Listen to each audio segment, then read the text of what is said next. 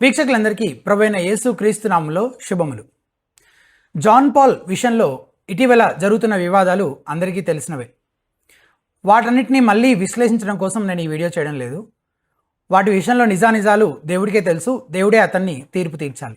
అయితే ఒక పాస్టర్ కాదు కదా, కనీసం ఒక క్రైస్తవుడు కూడా మాట్లాడకూడని కొన్ని దారుణమైన మాటలు పాస్టర్గా చలామణి అవుతున్న ఈ జాన్ పాల్ ఎలా నిస్సిగ్గుగా మాట్లాడాడో మీరే చూడండి. ఆడవాళ్ళకి అక్క, మగాళ్ళకి మరదలు. బెగ్గర భానుమతి ఇంతకుముందే ఒక లైవ్ పెట్టింది. ఆ లైవ్ తమ్మనేలు ఏంటంటే, నీ భార్యను పంపించు, నా మగతనం చూపిస్తా అని.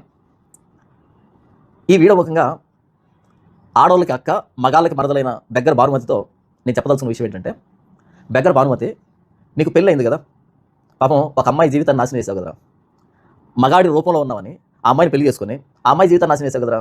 కాబట్టి నేను ఏమంటున్నానంటే, ఎప్పుడు పెళ్ళైంది నీకు, ఇంతకాలంగా పిల్లలు ఎందుకు లేరు? ఎప్పుడు పెళ్ళైంది, ఇంతకాలంగా పిల్లలు ఎందుకు లేరు? మగతనాన్ని అక్కడ చూపించరా. డోర్ లాక్ చేసి లైట్లు ఆర్పేసి మంచాన్ని ఊపుతూ కూర్చున్నావా తెల్లవారుదులు? కాబట్టి మంచాన్ని ఒకటి మానేస్తే పిల్లలు పడతారు. ఇలా బెగ్గర భానుమతి. ఇకపోతే కెమెరా ఎదురుకు వచ్చినప్పుడు ప్రతి నిమిషానికి కనీసం 2 సార్లు అయినా ఈ పైన బటన్ని విప్పేసి ఇలా మాటికి లాగుతుంటావు కదా కాలరు. దేనికి లాగుతుంటావు? నువ్వు మగాడివి కాదు కాబట్టి. మీకు అర్థం కాలేదా? ఇలాగే వదిలిపెట్టి వీడు మాట్లాడితే ఈ చేతులు కదిలేటప్పుడు ఈ షర్ట్ అనేది కిందికి దిగి ఇలా కూర్చుంటే ఈ వక్షస్థలం ఉంది మనోడికి, ఈ వక్షస్థలం ఉంది, ఈ వక్షోజాలు కనపడతాయేమో, షర్ట్ ఇలా కూర్చొని ఈ షేప్ కనబడుతుందేమో, అలా ఈ వ్యక్తి వీడియో చూస్తున్నటువంటి మగాళ్ళు ఈ టాలెంట్ని చూస్తారేమో అనే ఉద్దేశంతో ఇలా షర్ట్ కూర్చోకుండా మీద మాటికి ఇలా అంటుంటాడు, మాటికి ఇలా అంటూ ఉంటాడు. అంటే నిమిషానికి 2 సార్లు నీ షర్ట్ పైకి లేపకపోతే నీ ఆడపుట్టుగా ప్రపంచానికి అర్థమవుతుంది. అందుకని మాటికి ఇలా అంటుంటావు, మాటికి ఇలా అంటుంటావు. కానీ చూసేవాళ్ళు ఏమనుకుంటున్నారు, ఇంతకాలం నువ్వు చెక్కవని తెలియక చూసేవాళ్ళు ఏమనుకుంటున్నారు అంటే, మా అన్న పౌరుషం చూడు, మా అన్న హుందాతనం చూడు, మా అన్న రోషం చూడు అనేటట్టుగా అనుకుంటున్నారు. కానీ నువ్వు ఆడవాళ్ళకి అక్కవి, మగాళ్ళకి మరదలివి అనే విషయం తెలియక ఇదేదో గొప్పతనం అనుకుంటున్నారు. కాలర్ లేపు మాట్లాడుతున్నాడు చూడు అనేటట్టుగా. నువ్వు ఎందుకు కాలర్ లేపుతున్నావంటే నీ వక్షోజాలు కనిపించకుండా ఉండేదానికి అని చూసే వ్యక్తులకు అర్థం కావట్లేదు. అలాంటి నువ్వు మగతనం చూపించడం, నీకు సంబంధం లేని మాటలు ఎందుకు మాట్లాడతావరా బెగ్గర భానుమతి? నీకు సంబంధం లేని మాటలు ఎందుకు మాట్లాడతావు? కాబట్టి నా మగతనాన్ని చూపిస్తాను, లేకపోతే బెత్తడి తోకను ఎత్తి చూపెడతాను, ఇవన్నీ వద్దు, నీకు అవి సూట్ అవ్వు. అయితే ఈ కెమెరా ముఖంగా నేను నీకు ఇస్తున్నటువంటి సలహా ఏంటంటే, నువ్వు పంపించు, కవల పిల్లల నుంచి తిరిగి నేను పంపిస్తాను. ఓకే, నువ్వు రేనాను పంపిస్తే నేను కవల పిల్లల నుంచి రిటర్న్ గిఫ్ట్గా నేను పంపిస్తాను. ఓకేనా? నువ్వు ఎక్కడ భ్రమపడుతున్నావంటే బెగ్గర భానుమతి, శరీరంలో ఒక చిన్న అవయవం ఉంటే అది మగతనమేమో అనుకుంటున్నావు.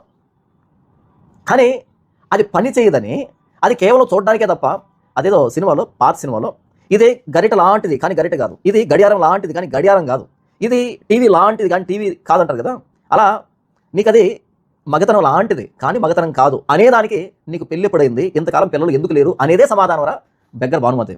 నువ్వు మాటి కాలరు ఇలా పైకి లేపుతుంటావు కదా, అదే సమాధానం రా, అది మగతనం కాదు అనేదానికి. కాబట్టి నీ మగతనాన్ని అక్కడ చూపించు, పిల్లలు పుడతారేమో చూద్దాం. ఇప్పుడు చూసేదే ఉండదులే, పుణ్యకాలం అయిపోయిన తర్వాత ఇప్పుడు చూసేదే ఉండదు, అప్పట్లోనే పుట్టకపోతే ఇప్పుడు పుట్టేదే ఉండదు. కాబట్టి నువ్వు చూడ్డానికి పురుష రూపం తప్ప లోపల నువ్వు చెక్కగాడివి అని అందరికీ తెలుసు ఈ పాటికే. అయినా వరే ఒక మగాడు స్లిమ్ ఫిట్ జీన్స్, లేకపోతే బ్యాగీ ప్యాంటో, కార్గో ప్యాంటో, లేకపోతే ఫార్మలో ఇలాంటి ప్యాంట్స్ వేస్తాడు. కానీ స్కిన్ టైట్ జీన్స్ వేస్తావంటే నువ్వు చెక్కగాడివి అనే అర్థం కాదరా. కాబట్టి నేను ఏమంటానంటే, నువ్వు మగతనం చూపించడం కాదు, అదేం పెద్ద విశేషమేం కాదు. నా భార్య బిడ్డలకి స్నానం చేయించేటప్పుడు చూస్తుంది, అదే పెద్ద మ్యాటర్ కాదు. కానీ నీకు రిటర్న్ గిఫ్ట్లో 2 కవల పిల్లల నుంచి పంపించేసే రేనాని. ఓకే, నేను ఎక్కడ బయట చెప్పను. ఓకే, నీ పిల్లలు కానీ చెప్పుకుందు, 2 కవల పిల్లలు ఇస్తాను, రిటర్న్ గిఫ్ట్లో తీసుకుందాం కానీ పంపించేసాయి. ఎరా, ఆడవాళ్ళకి అక్కవి, మగాళ్ళకి మరదలివి. నువ్వు మగతనం గురించి మాట్లాడితే ఏం సెట్ కాలేదరా. ఎప్పుడు మాట్లాడాలి? సంవత్సరానికి ఒకరిని దించి అప్పుడు మాట్లాడాలి.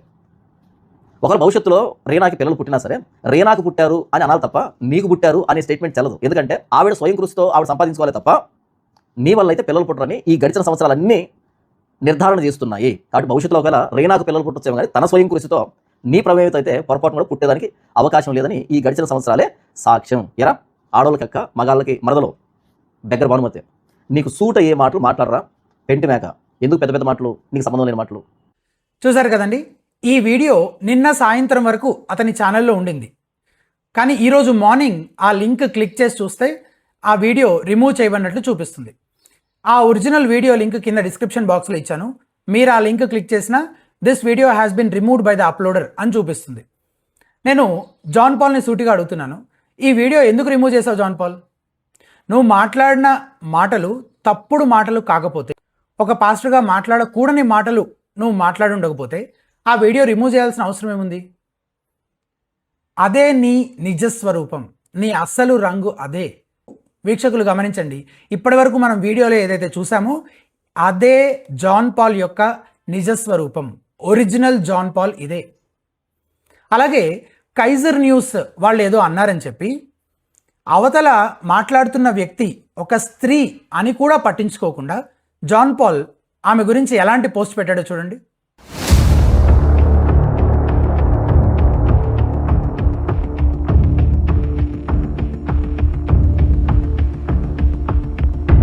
చూసారు కదండి, కైజర్ న్యూస్ వాళ్ళు కానీ భాను మేకల కానీ వాళ్ళు సెక్యులర్ పర్సన్స్ అండి. వాళ్ళకి క్రైస్తవ ప్రమాణాల విషయంలో ఎలాంటి జవాబుదారీతనం లేదు. కానీ పాస్టర్గా చలామణి అవుతున్న జాన్ పాల్ పరిస్థితి కూడా అంతేనా?